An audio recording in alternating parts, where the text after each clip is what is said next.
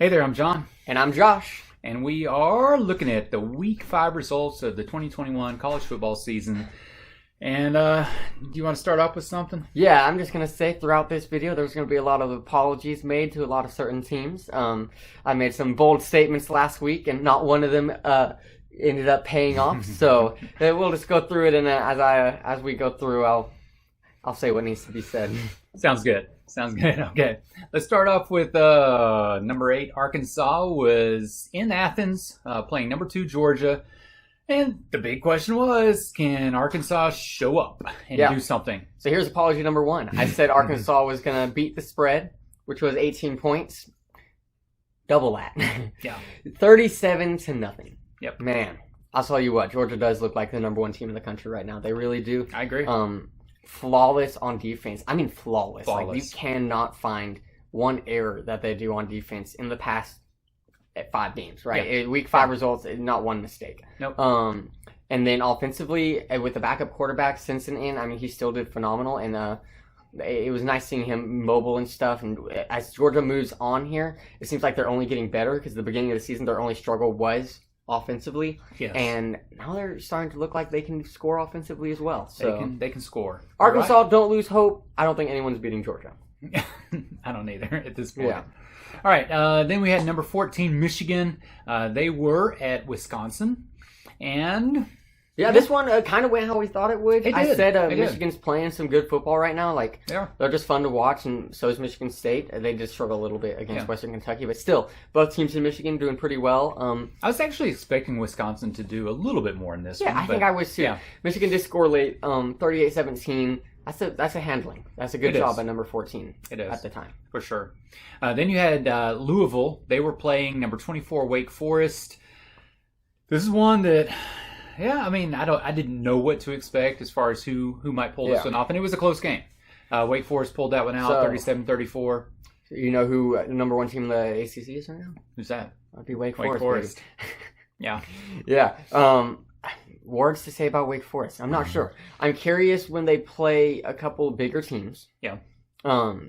Whether that is Clemson, not really super big, or like Virginia Tech. I don't know if they're in the same side of the conference or not, but I'm just curious to see what happens there, because they are currently still undefeated, and beating Louisville was big for them. So for sure. Good for Wake Forest. For sure. Seems a little improbable, but very interesting. Backwards. So, had number 7 Cincinnati was at number 9 Notre Dame. And what happened here? Well, Cincinnati, they were number 7. So here's Notre the thing. Dame's number 9. Cincinnati's quarterback, his name's escaping me right now. Okay.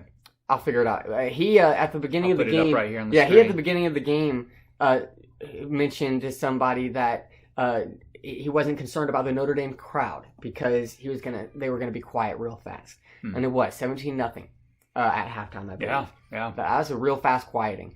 Notre Dame kind of came back there at the end. I think the final score was 24-13. 24-13, Cincinnati wins. And that was with a very last-second drive by Cincinnati to score and put the game away. Yeah. Cincinnati has solidified themselves as playoff contenders if they go undefeated. So we'll be keeping an eye on them probably every week from here on out, just because it'll be the first time ever. So tell me this. Are you saying to me that they're controlling their destiny? We won't use the typical college football announcer terminology, but I am saying if Cincinnati loses a game with the remainder of their schedule, it's because they screwed up, not because the other team was better than them. Okay. Number 12, Ole Miss was in Tuscaloosa playing number 1 Alabama. And Alabama pretty much took control of that game. Garbage from time the points beginning. for Ole Miss at the end of the game. They did. Which does make the game look like 42-21. Maybe it wasn't as good as the Georgia game. In all honesty, Alabama had as much control over this game as Georgia had over Arkansas. Yeah. There's just a couple more flaws on the Alabama side, including a couple bad passes by Bryce Young throughout the game. And then just defensively, I'm always going to be a little suspicious of Alabama's secondary. But they did do good. Yeah. They did great. Yeah. Yeah, and honestly, I mean, Alabama got most of their scoring in the first half. They did. They stopped playing. Sort of put on the brakes at that point. They could have Yeah. scored a ton more, you know, I agree. if Saban had just released them to do that. So, Yeah. Number 11, Ohio State was at Rutgers. Yeah, apology number 2. There we go. I said Rutgers was going to... I didn't say they were going to win. Mm-hmm. I said they were going to compete against Ohio State. Yeah, it wasn't one of my upsets. Might as well have been with the way that I picked upsets this week. 52-13. This was a destruction. It was. Man, and I watched a good bit of the game, and Ohio State just overpowered Rutgers in every single way possible. I mean, just big boys up front, defensively, you name it. It was over from the start. It was. It was. Yeah. Then you had Nevada, who went to the blue field of Boise, and what you got to say about this one? I mean, once again, Boise and the difficulties with defense. Difficulties with defense and a non-existent offensive line. Yeah. Oh my goodness. You just can't do much to beat teams. And here's the problem: Mountain West Conference, probably 5 or 6 teams right now that are going to finish the season with 2-3 losses. So just fantastic records, right? They, as a whole, look like a fantastic conference. They have at least, I think, 4 teams in the top 35-ish right now. Mm-hmm. So if Boise State doesn't figure out some of their issues quick, it's going to be tough. And they're going to be at the bottom of the list. Yeah. Mountain so West. This is the 3rd loss for the Broncos this year, and 2 at home too, which is always just really tough painful to see. Yeah. So we'll see what happens. Agree. And this one was a little worse than Oklahoma State as far as feeling. I mean, obviously we won't talk about Boise for too long, but it was just very frustrating because even in the 4th quarter, Boise State's driving. It takes a 6-minute drive. Yeah. 6 minutes. To go down the field and score when you're down by 17. The time management was hideous. And the players at the end of that game. look gassed. I mean, these offensive linemen look like they haven't ever ran a day in their life. Yeah. And Andy Avalos, the head coach for Boise, on the sideline looking like he's just drinking Kool-Aid and enjoying the breeze. Like, the man has no urgency in him. It's so frustrating to watch. Yeah. So we'll see what happens. I have low expectations, but I'm still rooting. We'll see. Number 10, Florida. They went to Kentucky. They probably shouldn't have. Now that was funny. I don't remember exactly what we said about this game, but I do think we both thought Florida was going to win. Yeah. I believe this is 2 years in a row that Kentucky's beat Florida. I don't think it's 2 years in a row, but it is recent. Like recent. Okay. And Kentucky broke this long streak, and now even another streak at their home stadium. I mean, I don't think they beat Florida at their home in 30 years. This is funny. I mean, man, this is like twice in recent times that Kentucky has been decent at football. Yeah. They look like defensively just a fun football team. Yeah. Like, it's just good stuff, man. Florida, disappointing. Kind of honestly makes Alabama look a little disappointing. But like, why did Alabama struggle with this team? Like, watching the game, Kentucky, they played well. Good for them. They'll be ranked now, and I'm just looking forward. I mean, I would just love for them to do 1 or 2 more upsets down the road here. So. Yeah. Number 21, Baylor, was at number 19, Oklahoma State. Yeah. And we wanted to see Oklahoma State do well in this one just because that would look good for Boise State. Yeah, obviously, bias-wise, I obviously like Oklahoma State winning all their games. Yeah. This was a battle of the unbeatens. Mm-hmm. Big game for the Big 12. But Oklahoma State does win 24-14. Mm-hmm. It was pretty close for most of the game. But all in all, both these teams, I'm enjoying watching a lot of college football right now because there's just a lot of defensive battles going on right now. 24-14, even in the Big 12. Like, you're seeing a lot of teams like Oklahoma State, all these teams who... Baylor used to be only like 50-point team, like score 60-50 type games and stuff. Things have changed. You're just seeing a lot of defensive games. Really interesting. Yeah. Number 22, Auburn. We were watching this one when they were down at Death Valley, or LSU's Death Valley. Yeah. And, initially it looked like LSU was, starting off pretty strong there. It really did. Like they were controlling it. But nope.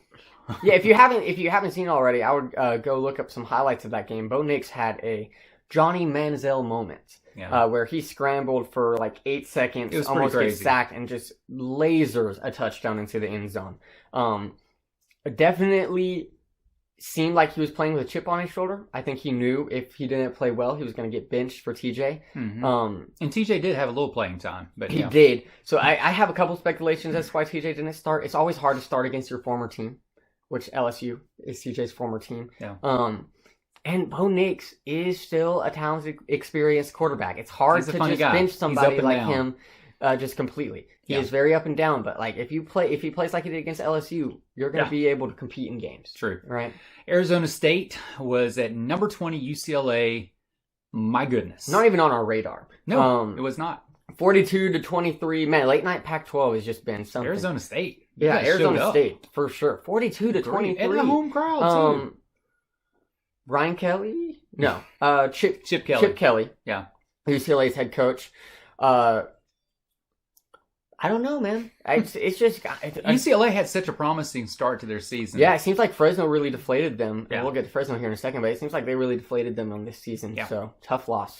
Mississippi State was at Texas A&M, and Mississippi State pulled off the win here. Surprising. I mean, Texas A&M, once again, Man, the hype. Everyone was like, this is the year. A&M's beating Alabama. A&M's year. A&M's winning the... And A&M can't beat anybody. No, they really can't. Mississippi State, good win for them. I mean, a close game for sure, so you can't do much about it. It seems like a lot of SEC teams are just competing on a better level unless your name is Vanderbilt. So, true.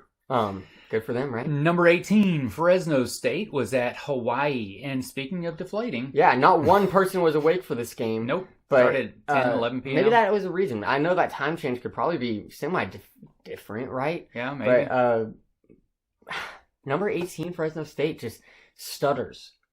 I mean, 3-1 on the season, right? Coming into this game with a close loss to Oregon and then beating UCLA. They were looking like the pride of the Mountain West. Now San Diego State, who's looking like the pride of the Mountain West. But good job, Hawaii, right? 27-24. Right. I like seeing competition like this. I mean, Boise is going to have to watch out for every team that they play. And they play both these teams later on down the road. So. All right, let's hit your upsets. Yeah, another apology. Hey, you had 2 really good weeks, so... Yeah, so I'm 5-5, based off of me missing both of these. But we'll start with number 5, Iowa at Maryland. Final score, 51-14. Genuinely stunned by this score. I was too. Especially with the fact that how big Iowa's upcoming game is. I was like, surely they would be looking forward. Surely they would have some mishaps. I mean, defensively, phenomenal. Offensively, just... pushing Maryland out of the way. It was a phenomenal performance by Iowa. Loved what I saw. This is the first time that I watched Iowa and was like, I'm kind of impressed. Right? The Iowa State game, Number not very 5. impressed. My goodness. Yeah, I mean, they're higher than that now. They are. And we'll talk about, obviously, Penn State coming up. Yes, but, we will. I mean, Big Ten looks like there's some battles there. Is probably going to make There's some battles there. Yeah. There's crazy stuff. Boston College? No apologies on this one. Boston College at number 25. Hey, there shouldn't be apologies here. Because, man, it was close. 19-13. Boston College really had a couple chances at the end. They just never capitalized. Clemson, they're going 6-6. Probably not. But, they really are just not a great football team. They're not. BJ... he was a Heisman candidate at the beginning of this season. Yeah. Obviously, they're basing that off of just the fact that he's a 5-star recruit, nothing else really. But, man, Clemson, just the disappointment of probably college football. Probably the most disappointing team right now. Yeah. Besides Iowa, Florida, Miami, Florida State, and, a couple of others. But, there's a list. All in all, but they're Boston College competed. Curious to see what happens in the ACC because they Absolutely. Are kind of a mess. Yes. Well, thank you for tuning in to our Week 5 results. Join us when we talk about Week 6. Go Broncos.